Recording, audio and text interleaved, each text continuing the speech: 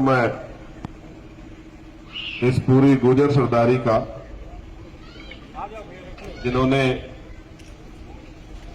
मुझे यहां बुलाया और इतना सम्मान दिया। मैं दिल से आप सबका बहुत बहुत धन्यवाद करता हूं। आज की इस सभा की जो कार्यक्रम हम लोग जिसमें शामिल हुए उसकी अध्यक्षता कर रहे बालेश्वर प्रधान जी, इस मंच पर उपस्थित भाई अमित जी, योगेंद्र भाटी जी, भाई सुनील नागर जी, साई की तरह मेरे साथ रहने वाले भाई अमित कसाना जी, और मेरी गैर मौजूदगी में भाई कंधा या मेरी परछाई बनके हमारे आंदोलन को आगे बढ़ाने वाले भाई रविंद्र भाटी जी, सफल संचालन कर रहे भाई प्रवेश जी, और तमाम आनंद भाई की पूरी टीम जिन्होंने ये सम्मान समारोह रखा। सम्मानित इस पूरे क्षेत्र के गुर्जर समाज के पहरेदारों, मंच पर मैंने बहुत सारे साथियों को सुना है। हालांकि आप उम्र में मुझसे बहुत बड़े हैं। यहां बहुत सारे ऐसे शख्सियत हैं जो पहली पंक्ति, दूसरी पंक्ति, तीसरी, चौथी, पांचवी पंक्ति में बैठे हैं, जिनकी उम्र मेरी उम्र से दुगनी होगी। उम्र दुगनी है तो अनुभव भी बहुत ज्यादा होगा। अनुभव के आधार पर तो मैं नहीं कह सकता कि मैं ज्यादा जानकारी रखता हूं, लेकिन मैंने भी दुनिया देखी पिछले 17-18 साल के संघर्ष में। और सहारनपुर से जो साथी आए वो तो जानते हैं कि मैंने लगभग महीने में 30 दिन 31 दिन होते हैं और दिन में 24 घंटे होते हैं, दिन रात में 18-20 घंटे हम लोगों ने काम किया है जमीन पर जाकर। तो हमने बचपन में सुना था कि मछली के बच्चे को तैरना नहीं सिखाता, मगर यहां तो हमने सब कुछ संघर्ष से सीखा। जमीन पर जाकर काम किया है, बिना छोटे छोटे संसाधनों से, कभी कभी बिना संसाधनों के भी आंदोलन को सामाजिक, धार्मिक, राजनीतिक, आर्थिक रूप से देखा है। चीजों को बनते बिगड़ते, तमाम तरह की ऐसी चीजें जिनसे बदलाव हुए वो हमने अपनी आंखों से देखे। और जब यहां से इस मंच से कहा जा रहा था कि हम एहसानमंद हैं, हम इस कर्ज को चुकाएंगे, हम साथ देंगे, तो मैं ये बात भी स्पष्ट करना चाहता हूं। भाटी जी यहां बैठे, अमित भाई, बहुत लंबे समय से इस समाज का सहयोग, आशीर्वाद मेरे साथ रहा है। जैसा मैंने आपको बताया, मेरी दाईं तरफ बाईं तरफ मेरे दो भाई जो है साई की तरह मेरे साथ रहते हैं, और मुझे भरोसा है कि अगर कई मौका मिला और मेरी तरफ कोई उंगली उठी तो हो सकता है कि वो उंगली मुझ तक नहीं पहुंच पाएगी, क्योंकि मेरे भाइयों का प्यार मुझे इतना है, इसमें कोई दो राय नहीं। लेकिन नौजवान पीढ़ी जिसके कंधों पर जिम्मेदारी, आप तो सीनियर लोग, नौजवान पीढ़ी जिसके कंधों पर जिम्मेदारी है, आप और मैं चिंतन करें, क्या हम अपनी नौजवान पीढ़ी को वो दे पा रहे हैं जो हम देख के आए? क्या हम अपनी नौजवान पीढ़ी को संघर्ष के लिए तैयार कर पा रहे हैं? प्रमोद जी कह रहे थे कि पुराने चंद्रशेखर जब अंग्रेज वो करते थे, बाबा साहब अंबेडकर ये कहा करते थे कि गुलाम को गुलामी का एहसास करा दो, वो अपनी बेड़ियां सब काट लेगा। लेकिन आज तो गुलाम गुलामी में मस्त है, बिल्कुल मस्त। कि उसका सबसे बड़ा कारण मैं आपको बता रहा हूं कि हमारे नौजवान अपना इतिहास नहीं जानते। एक इतना बड़ा इतिहास है इस समाज पर। चक्रवर्ती सम्राट वीर भोज जी से लेकर और आधुनिक भारत में विजय सिंह पथिक जी हो, 1857 की क्रांति के नायक कोतवाल धन सिंह गुर्जर हो, उससे पहले वीरता, त्याग बलिदान की मूर्ति रही मां पन्ना नायक। अगर हम इतिहास को नहीं जानेंगे तो फिर आने वाली पीढ़ियों को देंगे क्या? लिटरेचर तो हमारे पास नहीं है। अब तो हमारे यहां लेखक होने लगे हैं, चिंतक होने लगे हैं। हम लोग टीवी पे तमाम जगह बैठ के देखते हैं कि बातें होती हैं जब कोई विषय आता है, लेकिन लंबे समय पहले से जो पुराना, क्या उस समय में हम पे कलम की ताकत थी कि हम लिख पाते? आप कभी एक छोटा सा उदाहरण बता रहा हूं, आप आज घर जाना और आप ये चेक करना, जो बात मैं 1857 की क्रांति की आपसे कह रहा हूं, जिसके नायक कौन है?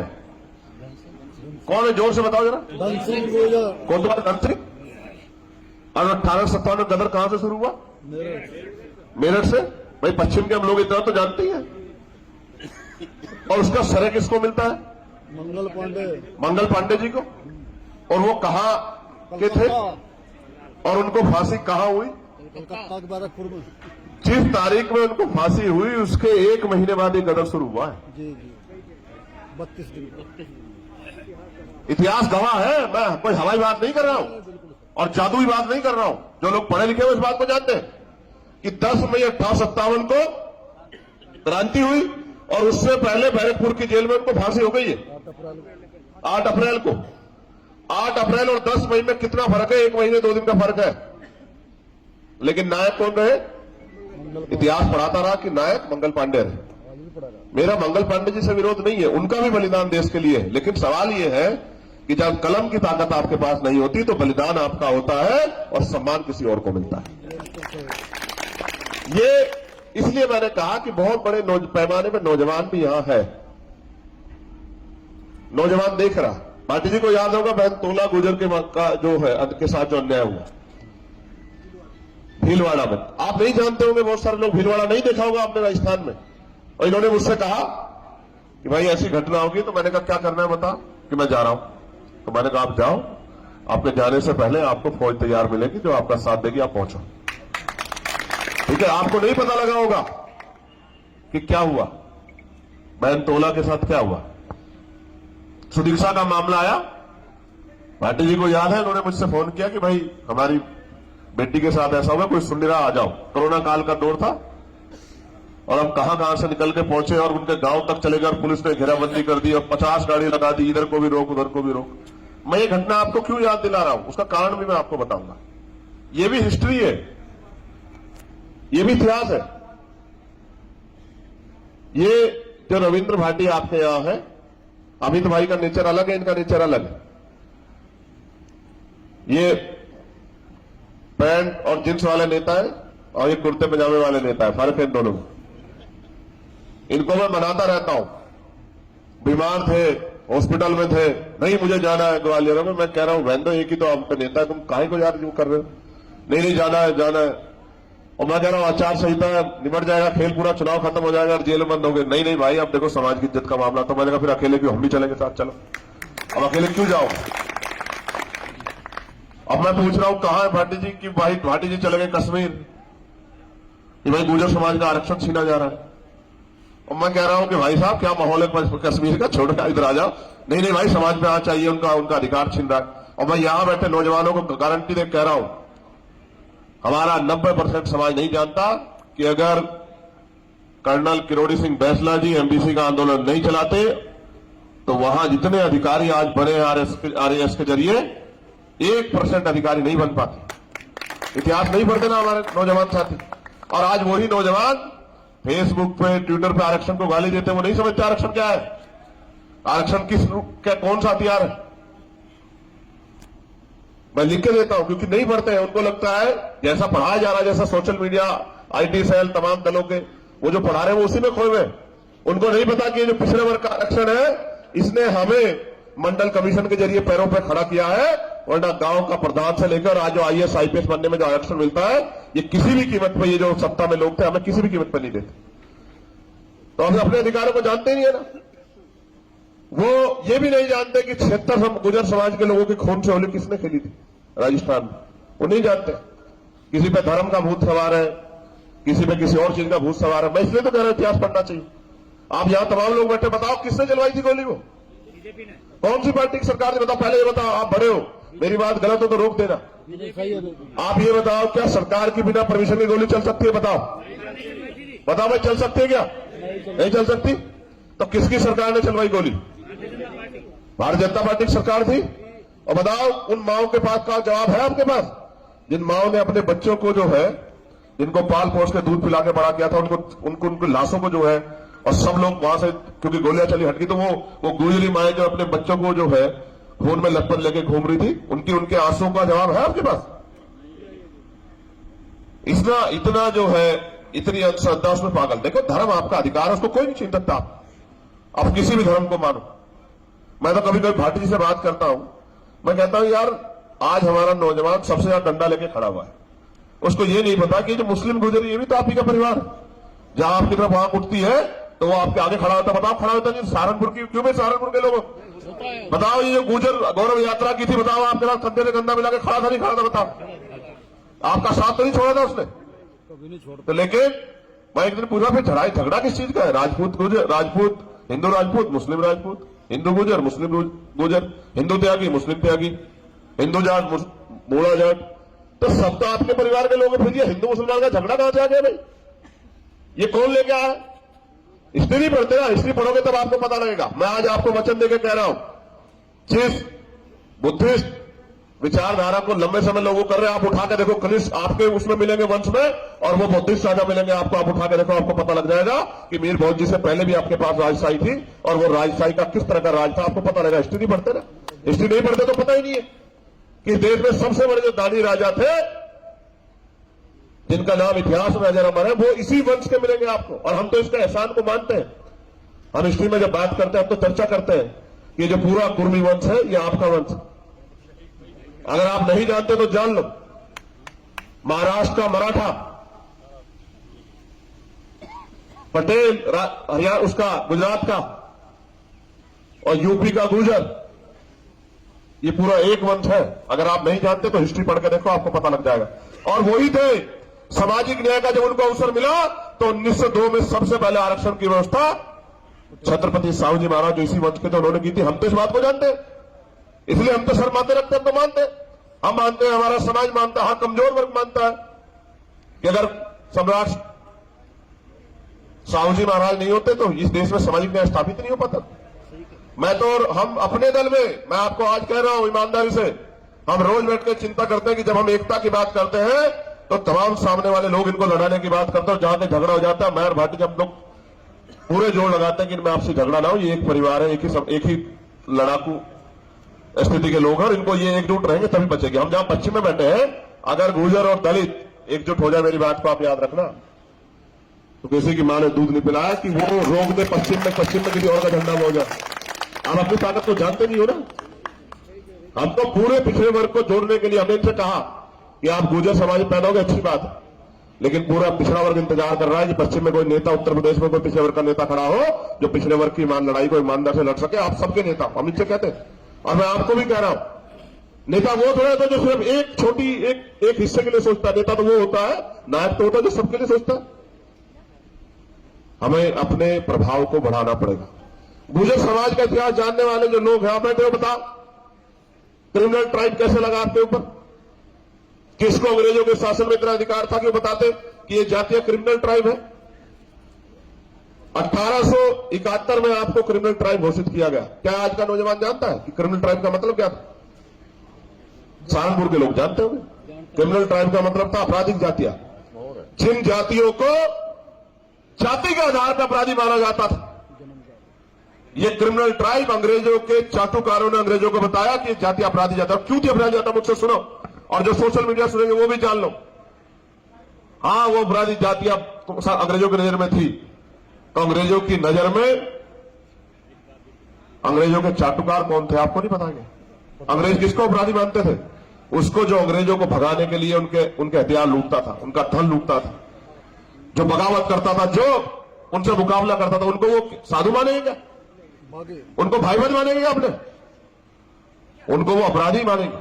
इसलिए उन्होंने अपराधी जातियों में गुर्जर समाज को घोषित किया, और देश आजाद हुआ 47 में। और ये नौजवानों को जानना चाहिए कि देश आजाद हुआ 47 में, और क्रिमिनल ट्राइब खत्म हुआ 1952 में।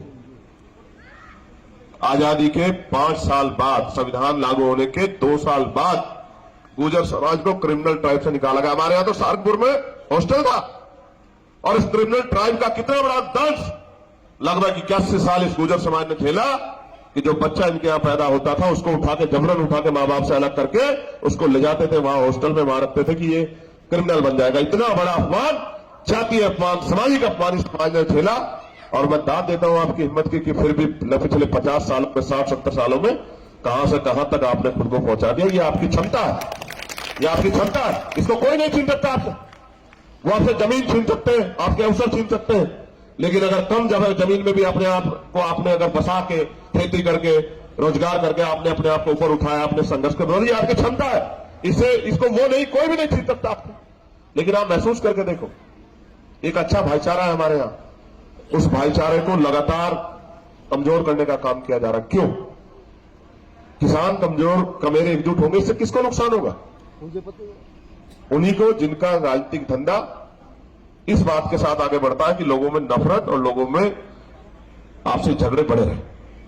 वरना बताओ, कोई किसी का नुकसान नहीं कर रहा। अगर आज ये राष्ट्रीय गुर्जर सम्मान समिति, गुर्जर महासभा बना के, किसान संगठन बना के अगर इस समाज के नौजवान प्रदेश की किसानों की, मजदूरों की, अपने समाज की सेवा करना चाहते हैं, तो उनको परमिशन क्यों नहीं मिल रही है? बताओ, क्यों नहीं मिल रही परमिशन? अभी क्या हुआ मुजफ्फरनगर में? मैंने इनसे पूछा, बता देना भाई मुझे, कोई परेशानी हो तो। नहीं, सब ठीक है। बैरिकेडिंग लगा के आपके ट्रैक्टर रोक के किसने आपका अपमान किया? किसके इशारे पे अपमान हुआ मुजफ्फरनगर में, जहां आपने सम्मान समारोह रखा था? शुक्रदाल में किसके इशारे पे हुआ? मैंने इनको मना किया। प्रभात कहां है? प्रभात नहीं हुआ। अभिनव कहां है? अभिनव दाद तुम्हें नहीं बताया अभिनव। मैंने इनको मना किया, मैंने इनको बताया कि आप जाओगे, आप गिरफ्तार होगे, क्योंकि वहां के सारे नेता नहीं चाहते कि ये पंचायत जो है गुर्जर समाज की हो जाए। मैंने इनको कहा कि आप मत जाओ, लेकिन अब क्या करें? अब वो मुझसे नहीं जाना पड़ेगा, कोई नहीं जा रहा है। नौजवान हमारे खड़े हैं, आ जाओ, नौजवान हमारे खड़े हैं, जेल चले जाएंगे, भैया कोई भी तो नहीं है, मैं भी साथ छोड़ दूंगा। तो मुझ में और नेताओं में क्या फर्क है? आप में आदमी पहचानने की कला नहीं है और भरोसा क्यों मेरा? मैंने इनको रोका, मुझे पता था जेल जाएंगे, और मैं इनसे कह रहा था कि जब रिहाई के समय मैंने बताया जो लोग इनके साथी उनको कि नहीं छोड़ेंगे इनको अभी, इसलिए मैं गया। और मुझसे कह रहे थे जिस दिन मैं जा रहा था, अरे चंद्रशेखर जी आप मान जाओ वरना आपकी सस्ता खत्म कर देंगे। मैंने कहा एक नहीं 1000 बार खत्म कर दो यार, एक बार तो क्या बात करते हो? इनसे डरता हूं? देखो, संस्था से नहीं डरता मैं, ये तो जनता के हाथ में होती है। वो एक हमारा हटाएंगे और जनता ने आ गया तो अगली बार 50 बन जाएंगे, कहां से रोक लेंगे? क्या बात करते हैं वो लोग? लेकिन उनको लगता है कि ये आदमी इस बात से डर सकता है। जो आदमी जान से नहीं डरता हो, मैं आपको, मेरे ऊपर एक एहसान है, मैं आपको बताता हूं। मैं आया था, वकील साहब जिक्र कर रहे थे, जब यहां ग्रेटर नोएडा में ऑथोरिटी पे आंदोलन चल रहा था, और कितने किसान थे? 40-42 के जवान थे। इनको ज्यादा पता होगा दादरी के लोगों को। 33 किसान बनते। हाँ, ये टिकम साहब भी थे वहां उस दिन आंदोलन में। और ये बात मैं पूरी बताऊंगा, पूरी अधूरी नहीं छोड़ूंगा, पूरी बताऊंगा। हाँ, महेश भी यही है। कहां है महेश? महेश भाटी वो पहले ही निकल लेता है ऐसी जगहों से। तो आंदोलन हुआ, 33 किसान जेल में थे। भाटी जी ने मुझसे कहा कि भाई बहुत दिन हो गए जेल में, आपको आना पड़ेगा। मैं चला गया। हम लोग 1 हफ्ते का समय देके आए कि 1 हफ्ते में आप किसानों की मांग मान लो। फिर मैं बाहर गया था, मैं, इन्होंने मुझसे कहा मान नहीं रहे। मैंने कहा चलो फिर चलेंगे। चले गए। बड़े बड़े किसान नेता वहां मौजूद थे। तो मैंने कहा भाई ताला लगाओ, ऐसे तो काम नहीं चलेगा। तो मैंने प्रशासन कहा कि 2 घंटे का समय है, 2 बज रहे हैं, 4 बजे तक अगर किसान नहीं छूटे तो ताला लगेगा अथॉरिटी पर, जिसको जितना जोर लगाना लगा।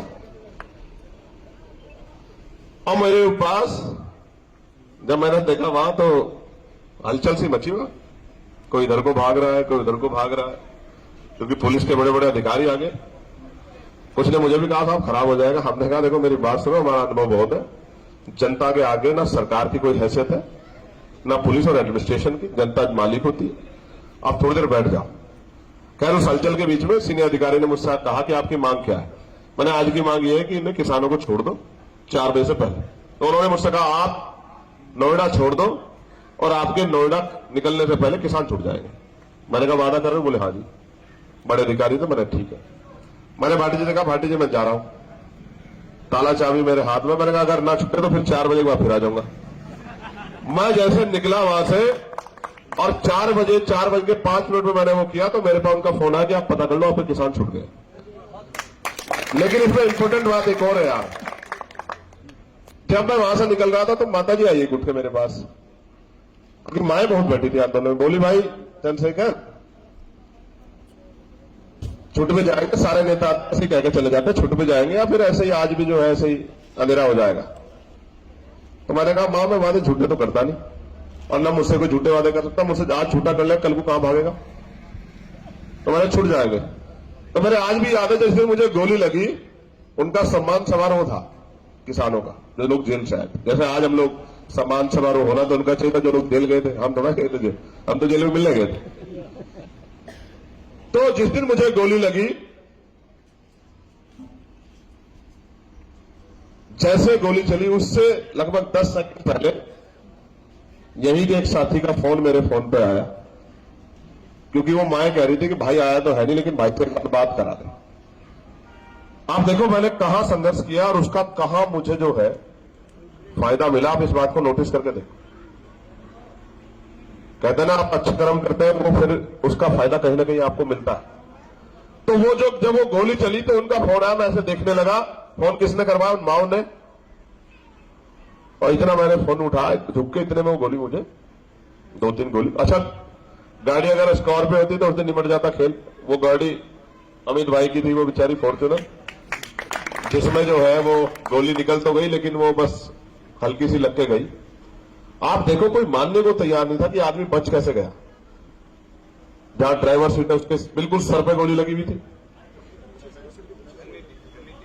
अगर आप ये आइडिया लगाओ, एक इंच का वो था जान जाने में और जिंदा रहने। 1 इंच का, मैं झूठ नहीं बोलता हूं, 1 इंच का। मेरे तो एक गोली बनियान से निकल गई। कितना गैप होता है तलछा में और बनियान में जब पहनता है, एक लगी और एक निकल गई।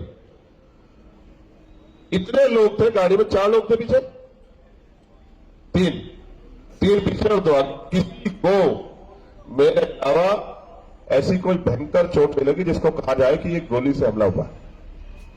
इतना आशीर्वाद उन माओं का था जिनके बच्चे जेल में थे, जिनको छुड़ाने के लिए हम लोगों ने आंदोलन किया। आपने शक्ति बड़ी मजबूत बनाई थी, वरना तैयारी विरोधियों की भी बड़ी मजबूत थी। अगर आप गांव से नहीं निकलते तो उस दिन हो सकता है कि वो राजस्थान वध से ज्यादा बुरी परिस्थितियां हो सकती थी। इसका क्योंकि मैं गवाह हूं। मैंने अधिकारियों से कहा कि भाई ये मत समझना कि गुर्जर समाज के लोग हैं, ये बात ध्यान रखना कि जिला हमारा है। अगर एक बच्चे की तरफ उंगली उठी तो जिले में नहीं, कोई लखनऊ में नहीं चैन से सो पाएगा। इस बात को मेरी गांठ बांध देना, कभी गलतफहमी हो किसी की। और मैंने इनको भी कहा कि आप बेफिक्र रहो, प्रवेश भी थे। मैंने कहा बेफिक्र रहो, मैं यही हूं, जाऊंगा नहीं जब तक आपकी यात्रा नहीं पूरी होगी। लेकिन मैं आपको फिर ये बता रहा हूं, गुर्जर गौरव यात्रा और तमाम ये हमारा सामाजिक सम्मान है। लेकिन आज की जो हालात है, जैसे नोएडा में थोड़ी सी स्थिति बदली है, लेकिन क्या पूरे गुर्जर समाज की स्थिति बदल गई है? क्या अब आपके बच्चों को नौकरी रोजगार की जरूरत नहीं है? क्या अब आपको शिक्षा की और तमाम तरह की कोई नई आवश्यकता की जरूरत नहीं है? क्या माहौल बन गया है? मुजफ्फरनगर का कोई है यहां? उज्जवल के साथ क्या हुआ है? क्या हुआ उज्जवल के साथ? वो फीस के पैसे नहीं दे पाया और किस तरह उसको अपमानित किया गया। 5,000 रुपए पे एक नौजवान को, पढ़े लिखे नौजवान को अपमानित किया गया शिक्षा का बाजारीकरण की वजह से। और फिर उसने पेट्रोल डाल के खुद को आग लगा ली। क्या उसकी मां को उज्जवल लौटा सकती है सरकार? ये जो शिक्षा का बाजारीकरण किया जा रहा है, नौकरियों का निजीकरण किया जा रहा है, आने वाले समय में जो गरीब लोग हैं, सक्षम लोग तो चलो आगे बढ़ जाएंगे, लेकिन गरीब लोग जो शिक्षा लेके आगे बढ़ सकते हैं, उनका जो रास्ता कुचला जा रहा है, वो जो तमाम तरह का संघर्ष राजस्थान में हुआ, उस सबको जो है खत्म किया जा रहा है। इसके जिम्मेदार कौन है? जो साथी यहां कह रहे थे कि भाई उस समय जब भारत पर बेड़ियां थी, उन बेड़ियों को काटने के लिए संघर्ष हुआ। क्या आज का नौजवान जो गैर बराबरी की बेड़ियां इस समय कमजोर वर्गों पे उसको काटने के लिए तैयार है क्या? उसको ये नहीं पता कि उसका भाई कौन है, उसका दुश्मन कौन? मैं आपसे एक आग्रह कर रहा हूं, मेरा सम्मान आपने किया, बहुत अच्छी बात है। मैं तो अपना काम, और मैं आपसे कह रहा हूं, मैंने कोई एहसान नहीं किया आपके ऊपर, मैं अपना काम कर रहा हूं। मैं मानता हूं कि ये मेरा परिवार है और मैं इस परिवार के लिए 24 घंटे 7 दिन खड़ा हूं, और अगर जहां इनका पसीना पड़ेगा मैं खून भी दूंगा। मैं इस बात से पीछे नहीं हट रहा हूं। दोस्तों, तो बहुत छोटी बात, मैं आज आपसे कह रहा हूं, अगर सस्ता देनी पड़ी, आज नहीं, जिस दिन कहेगी सरकार या जोड़ लगाएगी, और समाज, एक तरफ समाज का सम्मान होगा, गुर्जर समाज का, किसान का, मेरे समाज का, दूसरा सस्ता, मैं आज वचन दे कह रहा हूं, छोड़ दूंगा, एक सेकंड नहीं लगाऊंगा, इस्तीफा दे दूंगा, क्योंकि मेरे लिए कोई बहुत बड़ी चीज नहीं, मेरे लिए एक प्लेटफॉर्म है। लेकिन आप सब भाइयों के संघर्ष से मुझे पहले भी इतना ही लोग जानते पहचानते थे। मुझे एक दिन भाटी जी ने कहा कि भाई वो हमारी वर्षों की मांग है, गुर्जर रेजिमेंट बननी चाहिए। तो मैंने कहा आप मुझसे क्या चाहते, क्यों कह रहे हो मुझसे बात? कि मैं चाहता हूं कि आप ये बात पार्लियामेंट में कहो। तो मैंने कहा कह दूंगा, मगर फिर बाकी लोग कहेंगे क्या गुजरी समाज में बच गया, बाकी लोग कहां गए? कि मैंने कहा मैं तो कुछ नहीं जानता, समाज की इच्छा अब आप जानो। तो मैंने ठीक है, घंटे भर बात सुन लेना, चिंता मत कर। फिर इनका एक दिन फोन आया कि भाई ये बताओ, हाँ ठीक है 30 सेकंड बहुत है पार्लियामेंट में, अवसर मिलना चाहिए। वो बात रिकॉर्ड में है, जब तक इतिहास रहेगा, भारत के संवैधानिक संस्थाओं का इतिहास रहेगा, भारत की पार्लियामेंट रहेगी, तब तक वो बात रिकॉर्ड में रहेगी किसने गुर्जर रेजिमेंट की मांग करी थी। मेरी बात को आप याद रखना, हिस्टोरिकल है वो। दुनिया का कोई व्यक्ति आगे पढ़ेगा, अगर पाकिस्तान का गुर्जर आगे पढ़ेगा, अफगानिस्तान का गुर्जर आगे पढ़ेगा, ईरान का गुर्जर आगे पढ़ेगा, तो उसको मिलेगी वो भारत की उसमें संवैधानिक उसमें, ठीक है। तो इन्होंने मुझसे कहा कि भाई कोतवाल धन सिंह गुर्जर जी की वो है पुण्यतिथि, अब हम तो उनके संघर्ष को समझते हैं, हमसे ज्यादा कौन समझता होगा? हम तो सहारनपुर के, और हमने उस गदर को पढ़ा कि किस तरह उन्होंने बगावत की थी। तो ये बगावती कौम है, बगावत करने वालों को सरकार पसंद नहीं करती, तो उनका इतिहास मिटा देगा। तो हमने कहा ठीक है, हम उनके लिए भारत रत्न की मांग करेंगे, उनको भारत रत्न मिलना चाहिए। तो देखो, मैं ये बात आपको इसलिए बता रहा हूं, मैं पार्लियामेंट में चला गया तो मेरे ऊपर एक पटल मेरे ऊपर मुझे बढ़ गया है, मेरा एक ऐसा प्लेटफॉर्म मुझे मिल गया कि जिस बात को मैं वहां कहूंगा बहुत दूर तक जाएगी। लेकिन ऐसा नहीं है कि जब मैं पार्लियामेंट में नहीं था तो उससे पहले मैं नहीं लड़ता। कोई ऐसी एक लड़ाई नहीं है जिसमें गुर्जर समाज के लोगों को मेरी जरूरत पड़ी और मैंने उनके बुलावे की इंतजार की। लेकिन मैं एक बात आपको जरूर बताना चाहता हूं कि जब कोई किसी काम पे आगे बढ़ता है तो जब उसका समर्थन पैदा होता है तो विरोध भी पैदा होता है, और विरोध का स्तर क्या हो सकता है इस बात को आप घर में बैठ के आइडिया नहीं लगा सकते। उसी विरोध की देन थी कि वो गोली चली, वरना मैंने किसी की जमीन नहीं दबा रखी है, ना मैंने किसी की जमीन दबाई, ना मैंने किसी को सताया। मैंने जितनी लड़ाइयां लड़ी, किसान, कमेरे, मजदूर, गरीबों के सम्मान की, उनके हक अधिकार की, और उनके जो इतिहास को छीनने का काम किया गया, उनके इतिहास को अपमानित करने का काम किया, मैंने उसकी लड़ाई लड़ी। तो मैं इस बात से नहीं डरता, मगर मैं आपको बता रहा हूं, आपके आप ही जो संघर्ष कर रहा है, चाहे वो भाटी जी हो, चाहे विशाल हो, परवेश हो, भाई सोनू जी हो, भाई रविंदर जी हो, अगर वो आपके समाज की लड़ाई लड़ रहे हैं और आप उनका साथ नहीं दे रहे हैं, तो मेरी बात को आप याद रखना कि इस दिन वो किसी ऐसे हादसे के शिकार होंगे कि आप ये कहते रहोगे कि यार हमने इस आदमी पर ध्यान नहीं दिया। आप मेरी बात को याद रखना, बहुत जिम्मेदारी की बात बता रहा हूं, क्योंकि जब ये आपकी लड़ाई, अपने समाज की लड़ाई लड़ रहे हैं, तो कहीं ना कहीं कुछ लोगों को महसूस हो रहा है कि समाज में दोबारा कोई नेतृत्व पैदा ना हो। आपको याद है राजेश पायलट जी आज हमारे बीच में नहीं है, लेकिन किसानों का इतना पढ़ा लिखा तेज तर्रार नेता दोबारा तो नहीं पैदा हो सकता। रविंद्र भाई गवाह बैठे हैं, मैंने उनसे कहा उनके बेटे के लिए कि उनको तैयार कर लो, उनको राजस्थान का चीफ मिनिस्टर बनाएंगे, मेरा वादा, इतनी सीटें उनको लाकर देंगे। आप बैठे हैं सामने, मैंने उनसे कहा, मैंने कहा जाओ आप बात कर लो, एक पढ़ा लिखा नेता, मैं चाहता हूं कि वो राजस्थान कमान संभाले। और जब उनका अपमान हो रहा था तब की बात, मैंने कहा जाओ उनसे जाके बात करो, आप कहो अगर आपकी बात बन गई तो इतना हमने काम कर रखा राजस्थान में कि अगर वो हमारे साथ खड़े हो जाएंगे तो इतनी सीटें जीत के जाएंगे कि उनके बगैर राजस्थान का चीफ मिनिस्टर नहीं बनेगा। और हम पूरा जोर लगाएंगे कि सचिन भाई राजस्थान के चीफ मिनिस्टर बन जाए। लेकिन जिन दलों में वहां उनकी क्षमता को किस तरह से खत्म किया जा रहा है आपको नहीं पता क्या? तो आगे आप पे कोई नेतृत्व निर्माण ना हो, शक्ति निर्माण ना हो, इसलिए आज तमाम तरह की बातें और तमाम तरह की चीजें की जा रही। मैं आज यहां आ गया क्योंकि भाटी जी का आदेश भी था, भाई देखो हमारा नेता, इसमें भी कोई दो राय नहीं, तो उनका आदेश भी मानना था और मेरी खुद की भी इच्छा थी। इन्होंने मुझसे कहा था कि भाई बहुत दिन हो गए अब आपको आना है। लेकिन मैं एक बात भाटी जी से भी कहना चाहता हूं कि आपके इस पूरे कमजोर समाज की हिस्सेदारी, जिसकी इतनी संख्या हमारी, उसकी इतनी हिस्सेदारी के साथ हम लोग तैयार करें। सामाजिक सम्मान भी, ऐतिहासिक सम्मान भी और हिस्सेदारी भी। और आज तो नहीं कहता, राजनीति में जो नहीं कहा जाता उसको भी समझना चाहिए। इधर मौका मिलेगा, इतनी बड़ी इज्जत देंगे समाज को जो पहले उत्तर प्रदेश में कभी नहीं मिली। मेरी बात को याद रखना, क्योंकि उत्तर प्रदेश की राजनीति नहीं करनी है, देश भर की राजनीति हम लोग करेंगे। मैं आपको, क्योंकि हमारा संगठन काम कर रहा है और दूसरों के लिए हम इसलिए मुसीबत हो गए, कभी कभी आपकी क्षमता भी आपके लिए नुकसानदायक हो जाती है। उनको लगता है कि अगर ये जमीन से आया हुआ आदमी और आगे बढ़ गया तो फिर हो सकता है कि हम अमीरों की राजनीति ना खत्म हो जाए। मैं आपको सच बता रहा हूं, ये बहुत सारे लोगों की दिक्कत है, बहुत सारे लोगों की दिक्कत है। लेकिन मैं फिर कह रहा हूं, अगर सूरज को उगना होगा तो उसको रोक कौन सकता है? अगर अंधेरा ये चाहे कि वो सूरज को रोक सकता है, उसकी रोशनी को, तो ये संभव नहीं है। इस दुनिया में बुराई से बड़ी भी अच्छाई की ताकत है और जिसने हमें पैदा किया है, जिसको हम जिस भी नाम रूप में मानते हो, वो है। जब तक वो है तब तक ऐसा नहीं है कि अन्याय इतना बढ़ जाएगा कि आप किसी से उसके अवसर छीन दोगे। तो हमें जहां पहुंचना है, आपका आशीर्वाद सहयोग रहेगा तो हम लोग उन ऊंचाइयों को जरूर छुएंगे। लेकिन उन ऊंचाइयों पर जाके हम लोग कभी ऐसा नहीं महसूस करेंगे कि हम जहां से निकल के आए, जिनमें से निकल के आए, जिन्होंने हमारा साथ दिया, हम उनका साथ छोड़ दें। आपने मंच से कहा कि हम आपके साथ हैं, आपके साथ रहेंगे। मैं आपसे कह रहा हूं,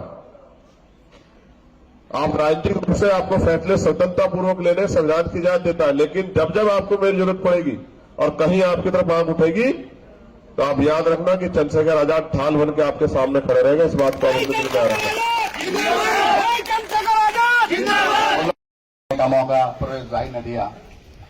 मंच पर आसीन आज के अध्यक्ष बलेश्वर प्रधान जी, आज के कार्यक्रम के मुख्य अतिथि आदरणीय सांसद भाई चंद्रशेखर आजाद, आजाद समाज पार्टी के महासचिव हमारे सबके चहेते भाई रविंद्र भाटी, कोर समिति के सदस्य अमित कसाना जी और मंच पर आसीन बाकी सभी लोग, आपको नमन करता हूं। सभा के लोगों से पहले ही जो है कर चुका था पिछले भाषण में, दोबारा मौका दिया गया है। सिर्फ ये बात करने की कुछ रह गई थी चीजें, क्योंकि मुख्य अतिथि आ गए थे इसलिए उस वक्त समय कम था। दोस्तों, आप जितने भी लोग यहाँ मौजूद हो, ये इस बात का सूचक है कि आपके दिलों में भाई चंद्रशेखर आजाद के लिए कितना स्नेह है। राजनीतिक व्यवस्थाएं सबकी अलग हो सकती हैं, राजनीतिक विचारधाराएं अलग हो सकती हैं, आप सब अलग अलग, कुछ लोग ऐसे होंगे जो अलग अलग पार्टियों से जुड़े होंगे, या आपके परिवार में कोई सदस्य है दूसरी पार्टी से भी जुड़ा होगा। लेकिन हम यहाँ मौजूद हैं सामाजिक सम्मेलन के लिए। ये जो समाज की आवाज उठाने वाले एकमात्र नेता भाई चंद्रशेखर आजाद, जो हमारे समाज की आवाज हर जगह उठाते हैं, उनके ऊपर मुकदमे लगते हैं, कितनी बातें उनके लिए होती हैं, उनका विरोध भी होता है, लेकिन फिर भी वो कभी चूकते नहीं है गुर्जर समाज की आवाज उठाने से। और वो हर जगह हमारी आवाज उठाते हैं, इसलिए हम सब का भी फर्ज बनता है कि हम सब भी उनके कंधों को मजबूत करें, उनकी ताकत बने, उनके साथ खड़े रहें। आप सब लोग यहाँ आए हैं, ये इसी बात का सूचक है कि आप उनसे प्यार करते हैं, उनसे स्नेह करते हैं और उनके साथ हमेशा खड़े रहेंगे। समाज जब तक एक साथ नहीं होगा, आप जानते हैं, जैसे अभी बहुत सारे वक्ताओं ने कहा, प्रवेश भाई ने भी कहा कि जब तक हम टूटे हुए रहते हैं तब तक हमारी कोई बात नहीं सुनता। लेकिन पिछले कुछ समय से आप देखेंगे, भाई रविंद्र भाटी जी ने, राजकुमार भाटी जी ने जब गुर्जरों को इकट्ठा करना शुरू किया तो धीरे धीरे सभी पार्टीज को, सभी सरकारों को लगने लगा कि अगर ये समाज हमसे बिगड़ गया तो हमारा बहुत बड़ा नुकसान कर सकता है। आपने देखा होगा, हमारे जैसा एक और समाज है, जाट समाज, जो जब इकट्ठा होता है तो अपनी सारी मांगें पूरी करवा लेता है, क्योंकि उनके अंदर एक यूनिटी है। हम कहीं ना कहीं टूटे रहते हैं, एक दूसरे के साथ खड़ा होना पसंद नहीं करते। हम ये सोचते हैं कि आज हम अगर पैसे वाले हो गए हैं या हम चौधरी हैं तो हम किसी के पीछे क्यों लगें। हम किसी के पीछे क्यों चलें। लेकिन सबसे ज्यादा यही जरूरी है कि हमारे समाज का कोई भी व्यक्ति अगर समाज के लिए कोई कार्यक्रम कर रहा है या समाज के लिए कोई भी आवाज उठा रहा है तो उसकी ताकत बने, उसके साथ खड़े रहें। ये ना सोचें कि हम किस पार्टी से जुड़े हैं, हम किसके साथ हैं, सिर्फ हमें समाज की सोचनी चाहिए। आज आपने देखा होगा भाई चंद्रशेखर आजाद जी के पीछे उनका समाज इतनी बड़ी ताकत बन के खड़ा है कि सरकारें उनके सामने घुटने टेक देती हैं। वो जहां जाते हैं उनका समाज उनकी ताकत बनकर खड़ा होता है। यही काम हमें भी करना है, हमें भी अपने समाज को एक साथ बांधना है और उसको समाज को हमें ताकत बनाकर ऐसे लोगों की जो भी हमारे समाज की आवाज उठाते हैं, दलितों की, पिछड़ों की और हमारे समाज की, उनके साथ खड़ा होना है। क्योंकि हम हर कार्यक्रम में नहीं पहुंच पाते, मैं भी बहुत व्यस्त रह पाता हूं, कई बार नहीं पहुंच पाता, पर कोशिश करता हूं कि जब भी चंद्रशेखर भाई कहीं भी मिले या कहीं भी हो मैं उनसे मिलने की कोशिश करता हूं, उनके पास जाने की कोशिश करता हूं। और आज जैसा मैंने अभी थोड़ी देर पहले आपसे कहा था कि मैं एक सहयोग इस आंदोलन की आहुति के तौर पर इस आंदोलन में एक सहयोग राशि देना चाहता हूं, उस राशि को मैं अभी यहीं मंच पर भेंट करना चाहता हूं, अगर हमारे आदरणीय मुख्य अतिथि की इजाजत हो तो। धन्यवाद। जोरदार तालियों के साथ अमित भाई के लिए, जिनका मानना है कि इस किसान, जवान, आम आदमी के आंदोलन में मैं यदि समय की आहुति नहीं दे सकता तो कम से कम अपने एक छोटा सा सहयोग राशि के रूप में सहयोग देना चाहता हूं। जोरदार तालियों के साथ आपकी भावनाओं को नमन, बारंबार वंदन। धन्यवाद अमित जी। अमित जी समाज के लिए Gurjar education and welfare trust संचालित करते हैं, जिनकी एक लंबी चौड़ी टीम है, जिसमें भाई अनिल कसाना जी, आदरणीय नेपाल सिंह कसाना जी और तमाम नौजवान साथी, भाई सुरेंद्र भाटी जी, और जो समाज के मेधावी प्रतिभाशाली बच्चों को समय समय पर, जो जरूरतमंद बच्चे होते हैं, उन्हें छात्रवृत्ति और खेल किट वगैरह भी प्रोवाइड कराते हैं।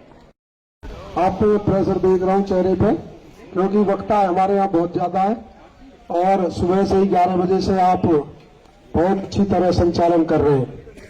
सरपंच जी को अपना आदर्श और अपना नेता, अपना भाई, अपना दोस्त मानते हुए आज उनके जो समाज की तरफ से सम्मान समारोह, स्वागत समारोह रखा गया है गुर्जर समाज की तरफ से, इस अभिनंदन समारोह में मेरे समस्त जिलों से आए हुए समाज की दिशा और दशा दोनों तय करने वाले बिरादरी के चरणों में सिर झुकाकर नमन करता हूं, वंदन करता हूं और आभार व्यक्त करता हूं आप सभी का कि आपने उस शेर का अभिनंदन समारोह किया है जो वास्तव में ही इसके लायक था।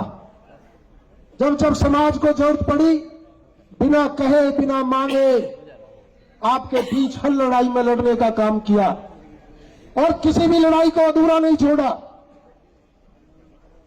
2 लाइनें मैं उनको समर्पित करता हूं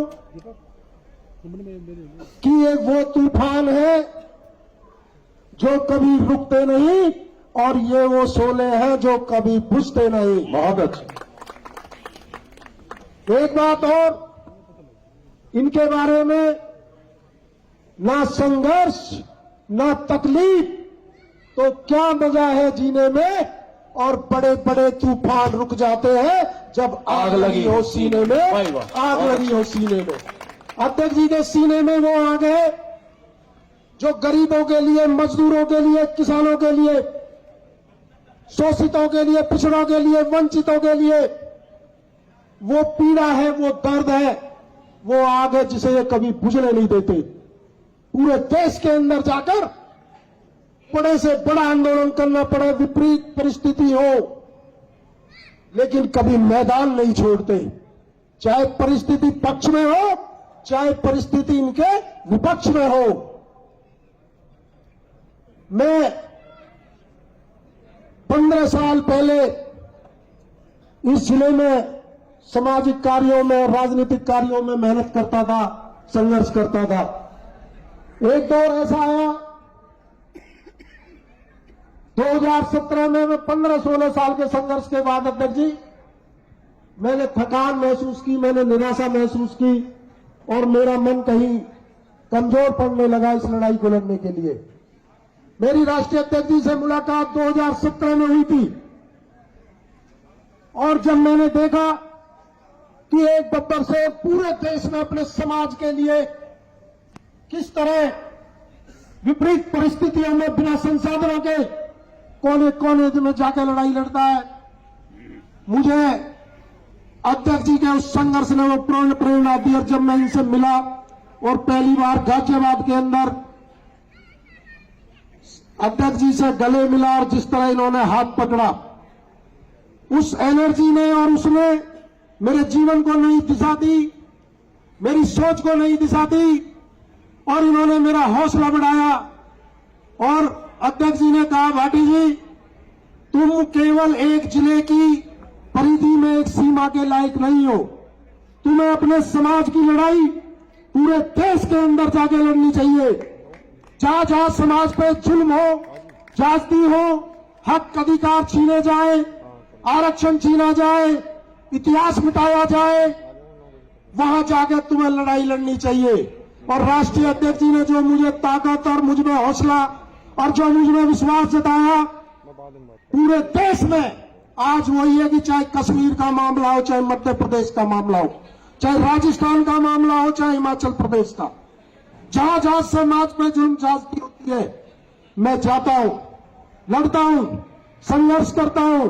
जिस तरह राष्ट्रीय अध्यक्ष जी बिना थके, बिना रुके, बिना डरे, चाहे कोई गोलियां भी हमला हुआ, यात्राएं दी गई, रासुका लगी, लेकिन इन्होंने कभी समाज का काम नहीं छोड़ा। जब मुझे लगा कि यही वो बब्बर शेर है जो पूरे देश के अंदर गरीब, मजदूर, किसानों की लड़ाई लड़ सकता है, तो मैंने भाई चंद्रशेखर जी का हाथ पकड़ के पूरे देश के अंदर अपने समाज के साथ साथ गरीब, किसान, मजदूरों की लड़ाई लड़ने का निर्णय लिया। पिछले 10 वर्षों में कोई कोना देश का ऐसा बचा नहीं जहां राष्ट्रीय अध्यक्ष जी और हम लड़ाई लड़ने नहीं गए हो। हम कहीं वोटों के लालच में नहीं, हम कहीं अन्य किसी स्वार्थ में नहीं। क्योंकि मैं ये क्यों कह रहा हूं कि मध्य प्रदेश का जो आंदोलन था, जिसमें 700 गुर्जर जेल में थे, जिसमें रासुकाएं लगी गई थी, आचार संहिता लग गई थी, और तमाम यहाँ पढ़े लिखे लोग हैं, नौजवान हैं, जागरूक नौजवान हैं। आचार संहिता के अंदर कोई भी देश में आंदोलन नहीं होता, कोई विकास कार्य नहीं होते, कोई सभा नहीं होती। लेकिन राष्ट्रीय अध्यक्ष जी ने अपनी पार्टी को, जो मध्य प्रदेश और राजस्थान में चुनाव लड़ रही थी, गुर्जर समाज के लिए दांव पे लगाकर आचार संहिता के अंदर जेल भरो आंदोलन किया और सारे केस खत्म कराए, रासुकाएं खत्म कराई, जो लोग जेल में बंद थे उनको बाहर निकलवाया। तो राष्ट्रीय अध्यक्ष जी ने जितनी इनकी तारीफ की जाए उतनी कम, क्योंकि जो बात सब साथियों ने अपने वक्ताओं में कह दी कि हमारे समाज की मांग जो हमारे लोगों को उठानी चाहिए थी संसद के अंदर, वो राष्ट्रीय अध्यक्ष जी ने, चाहे रेजिमेंट की मांग हो, चाहे धन सिंह कोतवाल की, चाहे अन्य मांग हो। मैं तो इनका जो एक डायलॉग ये कहते हो, बात मुझे मन पे आ रही है, मैं कहना चाहता हूं, चाहे चंद्रशेखर भाई ने गुजरी की कोख से जन्म ना लिया हो, चाहे हम दोनों ने एक माता की कोख से जन्म ना लिया हो, लेकिन ये जैसे इनका जो काम करने का तरीका, जो समाज पर समर्पण का, न्यौछावर होने का तरीका, त्याग का तरीका है, वास्तव में इन्होंने पूरे जीवन के लिए हमें तो समाज को अपनी तरफ आकर्षित कर लिया। और इनके हाथ बढ़ाना, इनको हौसला देना, इनको ताकत देना भी गुर्जर समाज की जिम्मेदारी है। क्योंकि जब जब कोई शेर इस तरह के निर्णय लेता है तो उसका नुकसान भी होता है, उस पर हमले भी होते हैं, उस पर साजिश भी